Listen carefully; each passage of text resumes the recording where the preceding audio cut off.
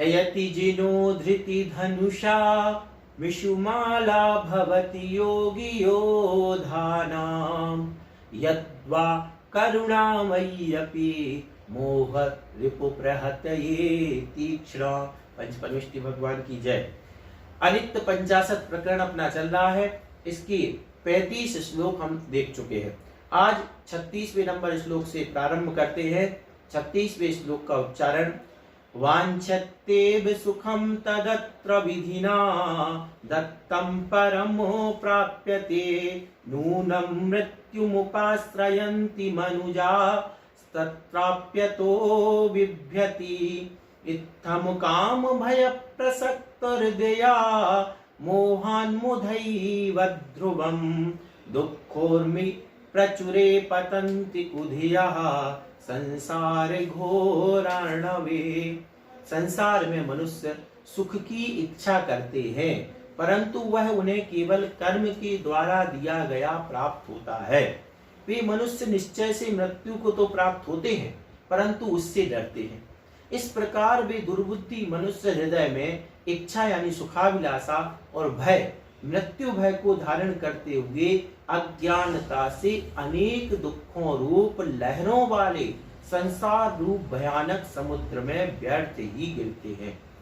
संसार समुद्र है और अज्ञानता से अनेक दुखों रूप लहरों वाले, मतलब संसार समुद्र है और दुखों की लहरें हैं, उसमें गिरता है। अब लहरों के बीच में फंस जाए व्यक्ति समुद्र में तो क्या हाल होगा, डूब जाएगा।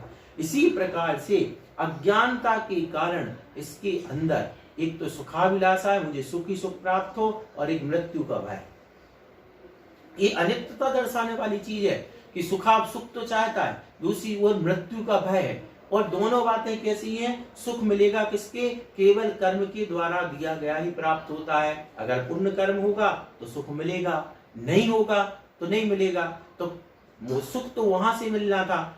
और दुर्बुद्धि मनुष्य फिर भी सुखाभिलाषा इच्छा रखता है। अरे इच्छा क्या, जब आपका पुण्य होगा तो सुख मिलेगा, इच्छा करने से तो मिलने वाला नहीं है। ये अज्ञानता की निशानी है। दूसरी बात मृत्यु का भय। अब मृत्यु का भय ये भी अज्ञानता की निशानी। आचार्य महाराज कह सुखा की अभिलाषा अज्ञानता की निशानी और मृत्यु का भय अज्ञानता की। क्यों? इसलिए क्योंकि सुख मिलना कर्म के उदय से और मृत्यु निश्चित है, उससे आप डरते हो, तो ये अज्ञानता की निशानी है। और इसी अज्ञान के कारण यह संसार के दुखों, संसार समुद्र में लहरों, संसार रूपी समुद्र की दुख रूपी लहरों में गिरता है, दुखी प्राप्त करता है। क्यों? क्योंकि उसको सुख की इच्छा बनी हुई है। अब कर्म में है नहीं, सुख है ही नहीं, तो दुखी तो होगा। मृत्यु से डरता है और मृत्यु आनी है तो दुखी तो होगा। और इसीलिए जो अपने साधु या जो भी संलेखना लेते हैं वे कहाँ डरते हैं? मृत्यु से नहीं डरते हैं, तो वो सुखी रहते हैं।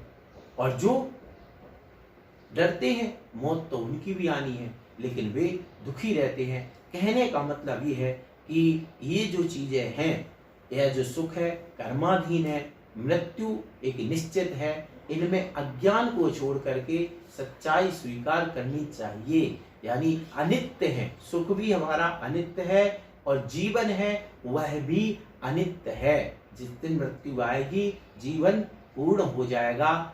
इस अनित्य बात को सत्य रूप से समझ लेना चाहिए।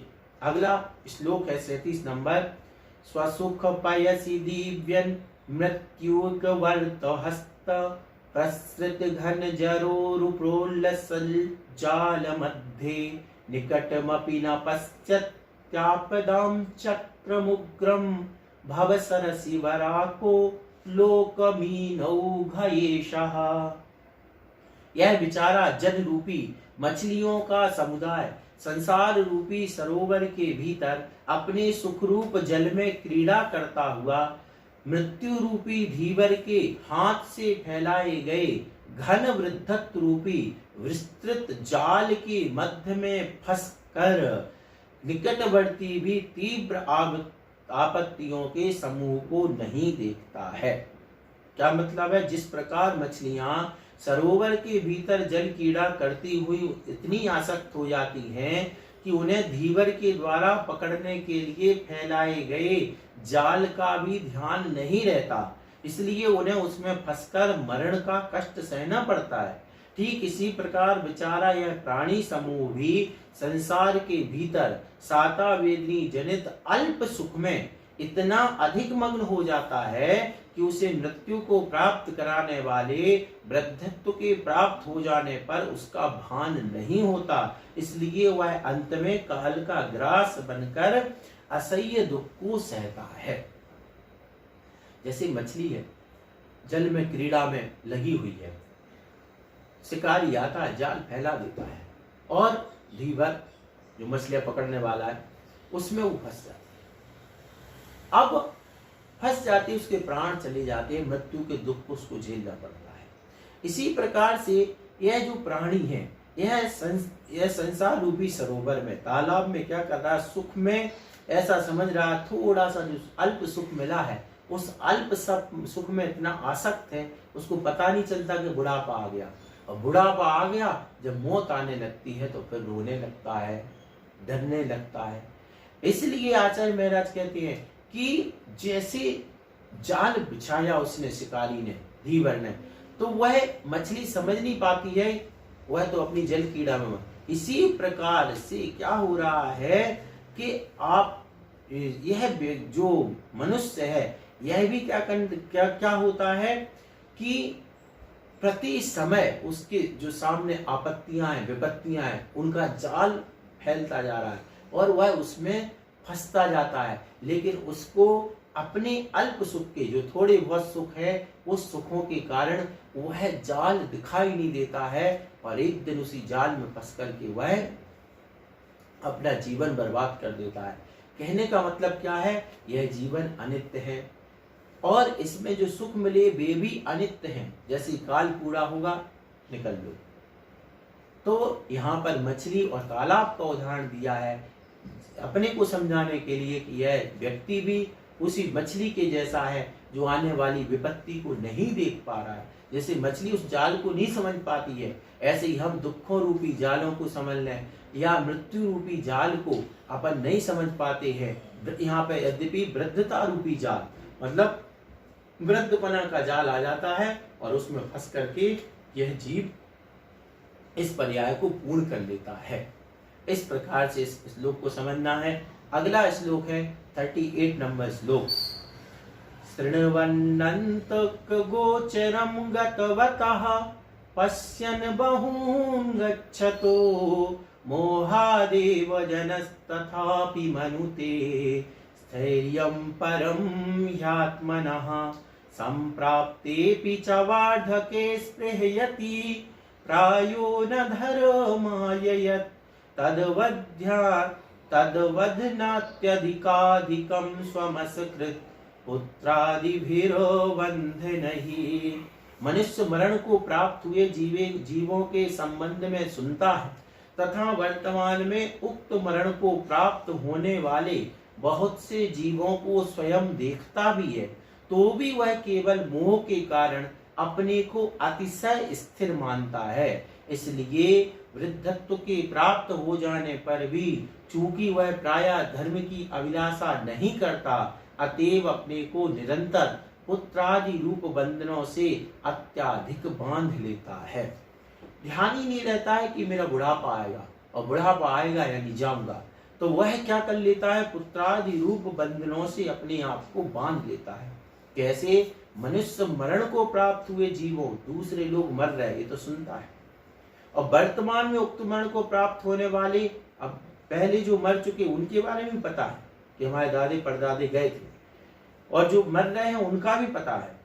लेकिन मोह इतना खतरनाक है कि स्वयं को अतिशय स्थिर मानता है, हम नहीं मरेंगे, वो मर गए, जो मर रहे वे भी मर रहे, लेकिन मैं तो हमेशा रहने वाला हूं, ऐसा उसके दिमाग में सेट रहता है, अतिशय स्थिर है। इसलिए वृद्धत्व के प्राप्त हो जाने पर चूंकि वह प्रायः धर्म की अभिलाषा नहीं करता, बूढ़ा भी हो गया फिर भी उसके धर्म की अभिलाषा नहीं होती है, और अपने आप को निरंतर पुत्र पौत्रादि रूप बंधनों से, ये मेरा, ये मकान मेरी, बेटे, और उससे बांधता ही चला जाता है। और उसी बंधन में फंस करके उसकी जीवन लीला समाप्त हो जाती है। कहने का मतलब यह है, जीवन अनित्य है, तो मोह के कारण अपने जीवन को इन बंधनों में बांध करके बर्बाद ना किया जाए। अगला है 39 नंबर श्लोक। दुश्चेष्टाकृत कर्म शिल्पी रचितम दुःसन्धि दुरो बंधनम सापाय स्थिति दोष धातु मलवत् सर्वत्र यन्नश्वरम् आदि व्याधि जरा मृति प्रभृतियो यच्चात्र चित्रं न तच्चित्तं स्थिरता बुधैरपि वपुश्चत्रापि यन्मृग्यते। जो शरीर दुष्ट आचरण से उपार्जित कर्म रूपी कारीगर के द्वारा रचा गया है, जो यह शरीर है दुष्ट आचरण से उपार्जित कर्म रूपी कारीगर। कर्म कैसी है? कर्म दुष्ट है, तो दुष्ट कर्म रूपी कारीगर द्वारा रचाया शरीर कैसे कर्म से मिला? अपन जानते हैं जिसकी संधियां व बंधन निंद है, यानी इसमें जो ये हड्डियां आदि जुड़ी हुई है कैसी निंद है, देखो तो घिनापन लाए, घिनाव ना लगे, ऐसी है। जिसकी स्थिति विनाश से सहित है और शरीर कैसा है? विनाशीक है। जो रोगादि दोषों, सात धातुओं एवं मल से परिपूर्ण है, और ये शरीर कैसा? इसमें रोग है, मल है और सात धातुएं, धातु भरी मल मूल नाम लिए घिने आवे, मतलब इनके धातुओं के नाम लो, मल मूत्र आदि के नाम लेने भी में भी घिन आती है, ऐसे से भरा हुआ, तथा जो नष्ट होने वाला है, एक दिन नष्ट होगा। उसके साथ यदि मानसिक चिंता, रोग, बुढ़ापा और मरण आदि रहते हैं तो इसमें कोई आश्चर्य नहीं है। जब इतनी बड़ी बड़ी बातें हैं, ये धातुएं कुधातुएं भरी हुई हैं, है ना, निंद है, और उसमें अगर ये मानसिक चिंता हो जाए, रोग आए, बुढ़ापा आए, तो कौन सी बड़ी बात है। परंतु आश्चर्य यह है कि इसमें विद्वान मनुष्य भी उस शरीर में स्थिरता को खोजते हैं। आश्चर्य इस बात का है कि विद्वान जो पुरुष हैं वो भी ये सोच रहे हैं कि ये स्थिर है, मतलब उनको भी ये एहसास नहीं हो रहा है कि हमारा मरण होगा या शरीर छूट जाएगा, यानी शरीर के प्रति नित्यता का भाव बैठा हुआ है। और अनित्य पंचाशति बताना चाहता है कि नहीं, ये शरीर क्या है? अनित्य है। अगला श्लोक है 40वां नंबर श्लोक। लब्ध्वा श्रीर्वांछिता वसुमती भुक्ता समुद्रावधि प्राप्तास्ते विषया मनोहरतराः स्वर्गेऽपि ये दुर्लभः पश्चाच्चेन्मृतिरागमिच्छति तत्सर्वमेतद्विषात् शिष्टं भोज्यमिवातिरम्ममपि मुक्तिः परं मृग्यताम्। हे आत्मन, तूने इच्छित लक्ष्मी को पा लिया है, समुद्र पर्यंत पृथ्वी को भोग लिया है, तथा जो विषय स्वर्ग में भी दुर्लभ हैं, उन अतिशय मनोहर विषयों को भी प्राप्त कर लिया है। फिर भी यदि पीछे मृत्यु आने वाली है तो यह सब विष से संयुक्त आहार के समान अत्यंत रमणीय होकर भी धिक्कार के योग्य है। इसलिए तू एकमात्र मुक्ति की खोज कर।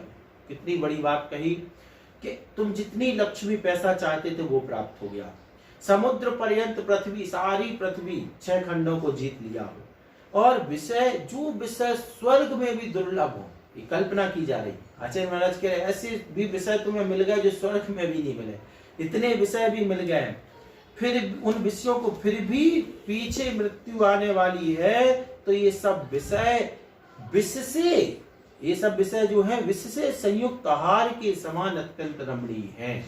जब ये विष जैसे बहुत अच्छा किसी ने आहार भोजन बना के दिया हो और उसमें विष मिला दिया हो, खाने में तो बहुत अच्छा लग रहा है, लेकिन होगा क्या?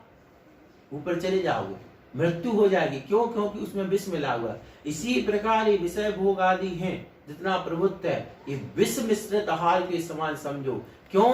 क्योंकि ये क्या कर देंगे? उसमें आपको रमा देंगे, विषयों में फंसा देंगे, और ये जीवन क्या हो जाएगा? बर्बाद हो जाएगा। जैसे अच्छा अच्छा आहार है, भोजन है, वह क्या करेगा? स्वाद में आपको फंसा देगा और विष का काम कर जाएगा, और मौत हो जाएगी। इसी प्रकार ये विषय भोग आदि हैं, ये ऐसा फंसाएंगे कि धर्म नहीं करने देंगे, उसी में आसक्त हो जाओगे और ये जीवन की लीला समाप्त हो जाएगी। इसलिए तू एकमात्र मुक्ति की खोज कर। इस प्रकार यहाँ तक अपने ये 40 श्लोक पूर्ण।